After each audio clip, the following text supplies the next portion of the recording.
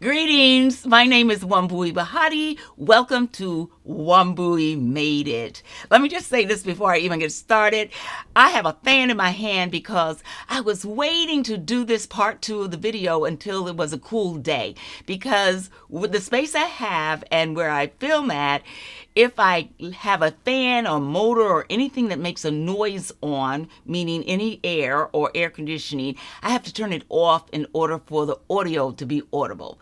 So I realized the cool day was not going to come anytime soon, and I needed to just go ahead and do this video. So I am here for part 2. I do have a fan. I want you to know that if you see water streaming down my face, I am okay. I'm going to be okay. All right, so let's get started. I'm going to show you, first of all, where we were. We had part 1. We needed 2 of these in order to make our 30-inch blanket. And so here is where I am right now. I've finished knitting the 30 inches. I'm just about a half inch shy. I was going to just finish off this so you could see the process. And what we're going to do is I'm going to show you how to take it off the loom. And I want to show you in a way that will pretty much assure that the ends are going to be even and that they're going to match. Okay, so basically that's what we're doing. Let's get to it. I'm going to go to my table with the overhead camera so that you can see exactly what I'm doing. Okay, let's go. So the first thing you want to do is just double check the measurements.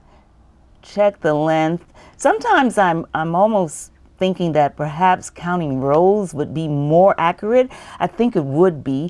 I just think it would also be more tedious, but I think counting the rows you would know exactly. Okay, so mine is just 30 inches, just right at 30 inches, this one is, and so we want this one to be right at 30 inches as well. And so let's see, what do we have? Do I need to add a row? Do I need to remove a row? Let's see, 30, where's this one gonna be? All right, so this one, all right, so for this one, yeah, you know what? I think I'm there. Okay, so for this one, I'm going to go ahead and take it off, and I'm going to show you how to do that. So let me move this one out of the way. So what we're going to do is take our project off the loom. I'm going to show you a way to take it off so that it ensures that the take off end is even with the first end that we did. Now, in order to do that, we are going to, once you have your project about the 30 inches that you want, then you're going to end up here where your beginning peg was, where peg number 1 is, their starting peg, whatever your starting peg was. You're going to end here. But in order to take it off so that it's loose, I'm going to loom knit all the way across back this way because I want the working yarn to end at this last, I want it here. I want the working yarn to end here. So what I'm going to do is I'm going to go ahead and do this row. I'm not going to show you me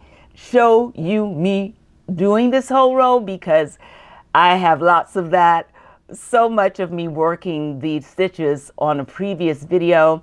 But I do want you to know that what we're going to do, you don't want to end on this first peg for when we get ready to do the takeoff. So make sure that your last row is going to your right and you're going to end up at what would be considered your last peg, okay? So that's what I'm going to do now. I'm going to just take a row. In fact, we would start here with a knit, right? I'm going to knit, and then I'm going to purl. And I'm not going to work on camera for all of this, but just to let you know, do one more row, and on your last row, when you're ready to take your panel off, you want to make sure that you end up at what would be considered your last peg. So on your right here, okay? All right, so I'm going to go do that.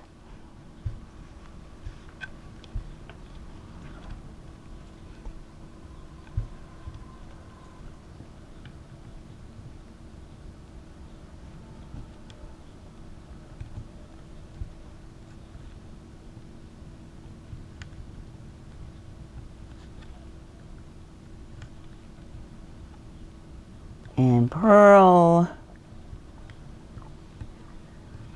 and knit and purl and knit.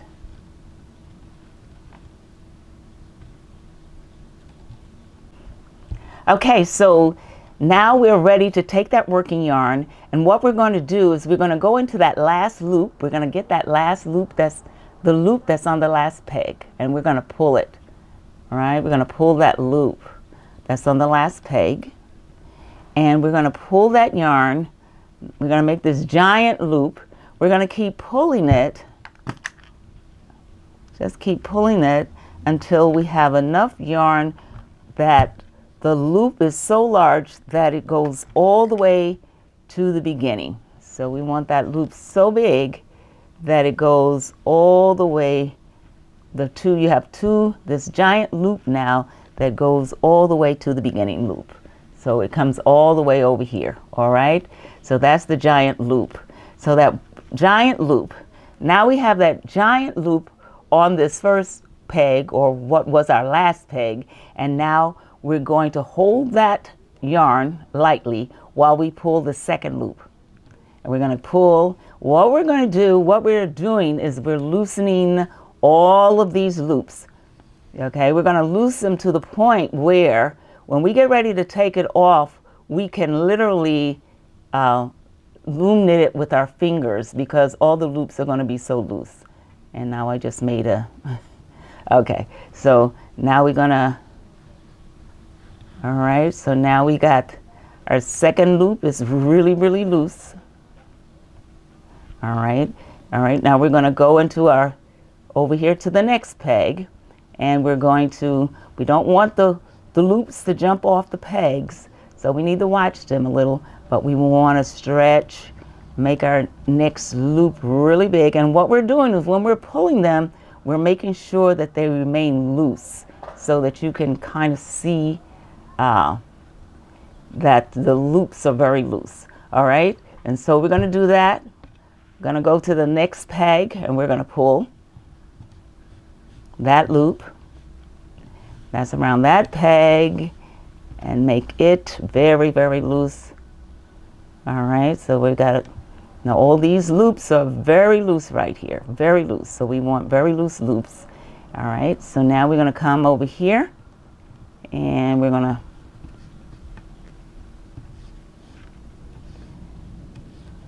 okay, very loose. All right, and that's what we're going to do. You're just going to keep doing this until every peg has a really loose loop on it. And we may have to come back and get some more yarn, but for now, this should work pretty well. All right, so that's what we're doing. We're just going around, pulling the loops and making sure that they're very, very loose. Okay, and there you go. And so when you pull it, you don't want to make it tight again. You want to make sure it's loose, loose, loose. All right, loose. And keep going.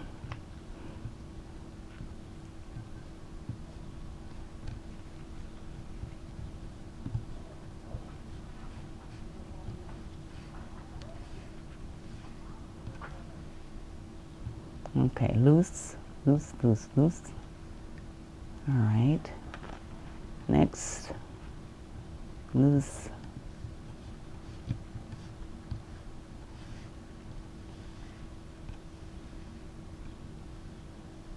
I'm working in silence right now. It seems that on the part one when I was just working, and I had run out of things to say. I was working in silence, and so then I decided to add some music, and some people found that confusing. Some people found the music annoying, and then some people didn't know if I was talking over the music and they just couldn't hear me. So I am not adding music this time. You should hear no music. If you hear new music, it's not from me. But sometimes even I run out of things to say. I know that's hard to believe, but I'm just doing the same thing. I feel like sometimes it's important to just work along with you, so that's what I'm doing. And so there may be silence.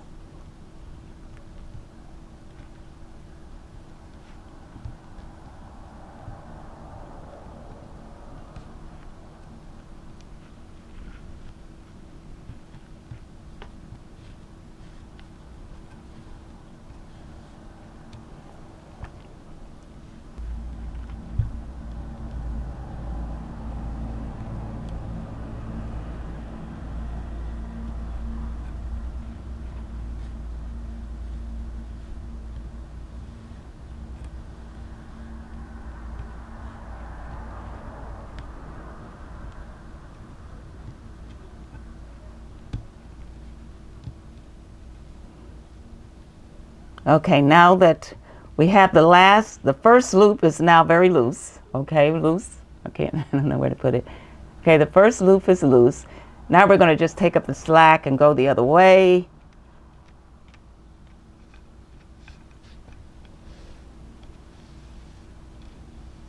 So make sure you leave all the loops pretty loose, very loose, nothing snug.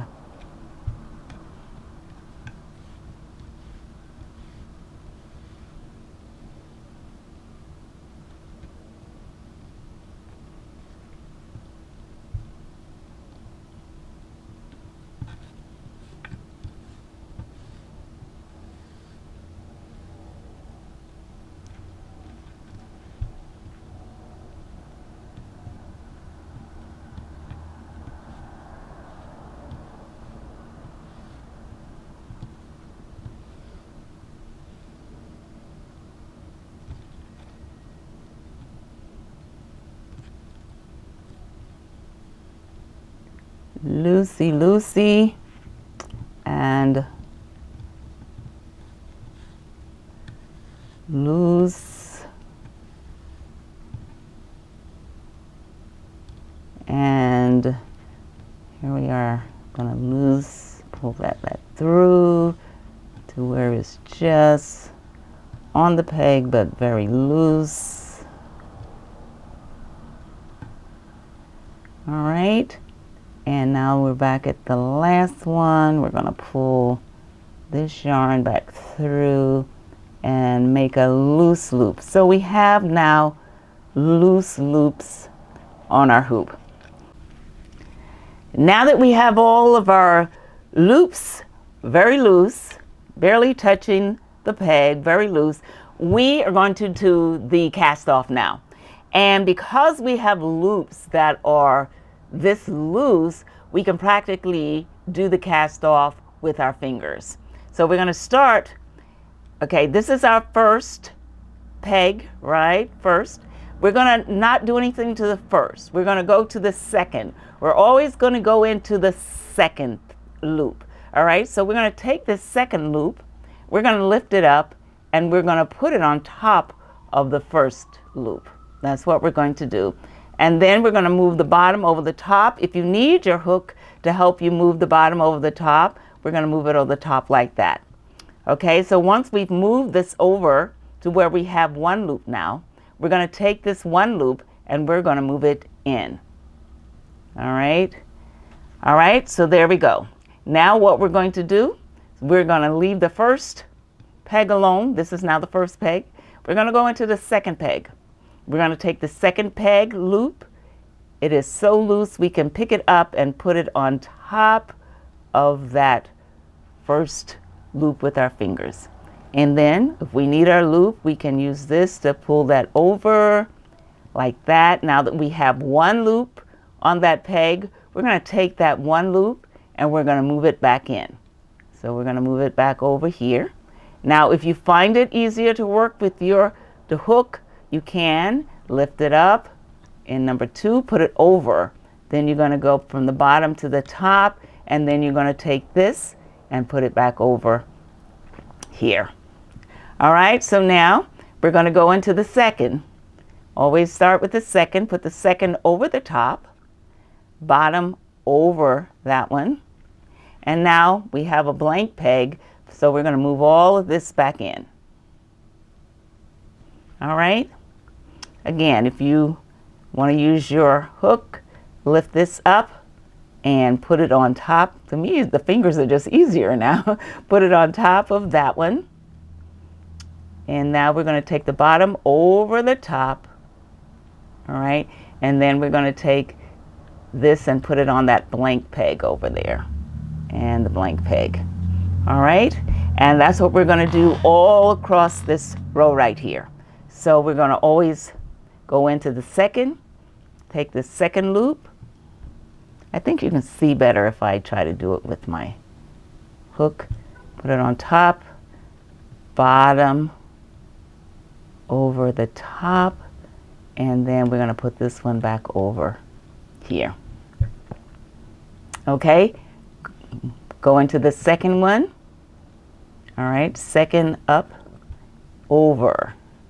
And now we're going to take this bottom over the top, and then we have a blank peg right here, so we're going to move that back in so we can join the others. All right. And again, I like using my fingers, so I'm going to put it that on top of that loop. We got 2 loops. We're going to take the bottom over the top, and then we're going to take this loop and move it back in. All right. So what? We're going to take this one, this loop, and put it on top of this loop. All right. Then we're going to take the bottom, pull it over the top, and then we're going to move it back in. All right. So again, up and over. Okay, we want to take the bottom loop over the top, and now we want to take this one loop and move it back over here. And then we're always going to start with the second, so we're going to take the second, go into the second peg, take that loop and put it on top of the first. Then we're going to lift it up and over and move this all back in. Up, over, this is over, and this is back. Up, over, over, and then back. So we can say up, to the left, over, and to the right.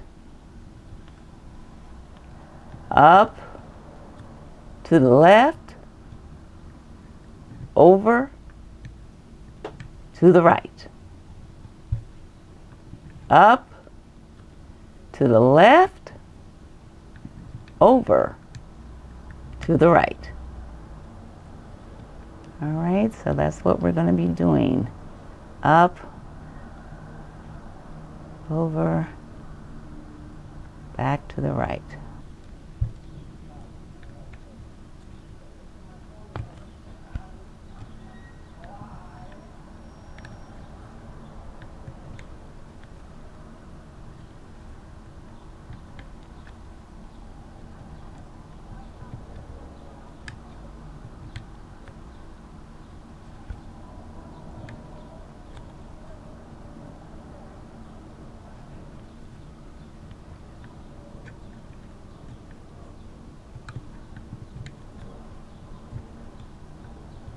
And now we're at the last loop, the last two.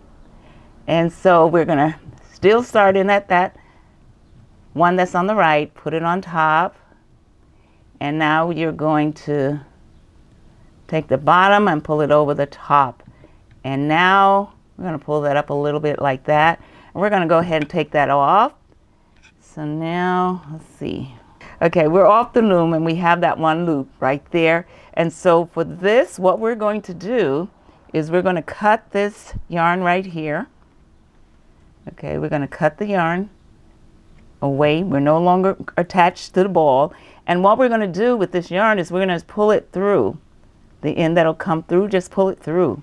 And we are done. Now let's see if this matches our beginning. Okay, so here's how we started and here's how we ended. Okay, so I think we did really good. So there we go for, let me see, for a beginning and an end. All right. Now we're ready for our darning needles because we just want to hide this little thread right here. If I take the yarn and I'm going to put it through this big old hole right here. I think I don't need the needle threader for this. And so what I'm going to do is we just want to hide this yarn. So you just want to do some things to hide the yarn in the so you can just, there's no rhyme or reason I have ever found about hiding the yarn. You just kind of go between the yarns, between the stitches without making big new stitches on the outside anywhere. You just kind of bury it in there so that you can't see it. And this is pretty stable, so I'm just gonna go in here one time and let's go like this.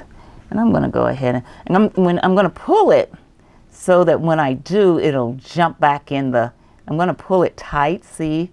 So that when I cut it, it'll go, the end won't stick out, it'll go back in. All right, so now we don't see that yarn at all.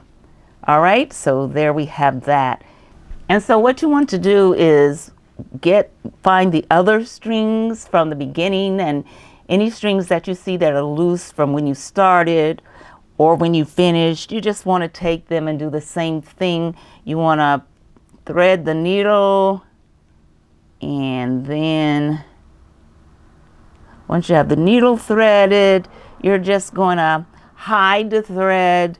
You're not trying to, at this point, make a knot so it doesn't come loose. I don't believe it is going to come loose, but what you want to do is just kind of hide the yarn in there so that, okay, we're going to hide it. Just, again, don't push it so that you see big stitches on one side or the other. You're just going between the stitches and you're going to pull it out. And then once you have it pulled out, you're going to, all right, so you're going to pull it tight, taut, and then you're going to cut it, and that way, when you pull it back out again, the yarn is going to disappear in there. All right, so you're going to do that for all the strings that you may have. You should have only 4, unless you changed colors or changed yarns. You should have only 4. And so now I can't find my needle. And here it is. And so I'm going to do that for all 4, okay? Before we stitch our panels together, I want to take a moment to talk about blocking. This step is totally optional, but I do recommend it if you want a nice, even finish. It helps smooth everything out and makes the pieces match up better when you're seaming. Don't stress if it's not perfect. Blocking just helps give it a little polish. And when it dries, it'll hold that shape beautifully. let me demonstrate a little bit about what blocking is. All I have here is a big bowl of room temperature water. Nothing fancy. You don't need soap or anything else for this kind of yarn, okay? What you're going to do is you're going to gently immerse. We're going to gently immerse our panel into the water. Now you can do this in a sink, or if you want, I'm doing this for demonstration purposes. I don't have a sink I can get my camera to right now. So you're going to immerse you're going to do, because I'm using just a bowl this size, I can only do one at a time. So if you're going to immerse it for about 15 to 20 minutes, room temperature water, okay? And we're not going to scrub it or wring it or anything. You're going to treat it very gently. What you're doing is we're loosening up the fibers a little bit so that we can shape it a little better and get it even and to the size that we want it to be, and so that both panels match better. Can I get a second? I guess I could if I had more water, but I'll just demonstrate with this one panel what we're going to be doing. So let's say that there are 15 or 20 minutes of soaking is up. And so what you're going to do is you're going to take your panel. Again, you don't want to wring it, stretch it, pull it too much. You just want to get it out of the water. And without no wringing, no rubbing, no scrubbing, no pulling. So when it's time to get it out, you're just going to get it out of the water. And then what you're going to do, you just want to squeeze water out as much as you can. And then you're going to take it, you're going to take a towel. But what you're going to do is you're going to roll the panel in a towel to just absorb excess water. You're going to take both panels, put them together. I need to soak this one some more, but I'm going to go ahead just to show you for demonstration purposes right now. So once you have soaked your panels, you're going to take your panels, and again, I know looks messy. I can't really show what I'm doing here. All right, so you're going to get the water out of there, and again, roll this one in a towel, and then you're going to put, oh, now I don't have anywhere to put my bowl. Put my bowl right there for a minute. All right, so now we're going to take both panels and we're going to put them together. And this way, we're going to, let's see, put them together. You're going to put down some towels on a flat surface. If you have a large ironing board, you might even be able to do that. Otherwise, put some towels down on a flat surface. And what you want to do is you want to pin these together in the shape and size that you want it to be. Okay, so here's what I have here. And I apologize that my space isn't large enough for you to see. Okay, so what I'm doing is I'm putting everything, I'm going to take a pin like this and I'm going to push it like that. All right, I'm going to go across here and I'm going to line these up. I'm going to go across here. I'm going to line these up. Okay. And I'm going to go across here, line this up. All right, so we're lining up the edges so that when they dry, they're going to hold the shape, and we'll do this before we stitch it together, okay? Now this is optional, but I think it's, okay, so just, okay, it is optional, but I think it's going to just have everything looking more polished, okay? So we're just gonna, let me go ahead and do these ends first before, let me do these ends. So we're just gonna square up everything and have a pen, and if you have a back porch that gets the sun, you can put towels on a table and let the sun kind of hit it a little bit. Or you can cover the whole thing with towels and do both the front and back with a towel on top, hit it with a hot iron so that it doesn't touch you. You want to make sure you have a towel on top so that the iron does not touch this yarn, but you want a towel, and that'll help to dry it a little bit too and hold its shape while it's drying. So we eventually have something that looks like this. It's a little sandwich with nothing between it, of course, but a sandwich where these two layers are pinned together at the end, so the ends meet and the sides meet, and this is going to help everything to be more even, to be the same size, and when it dries, it should hold its shape, and then we're going to go from here. Okay?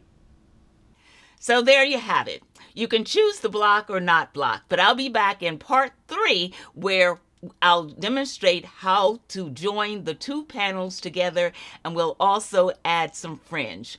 Until that time, stay fabulous.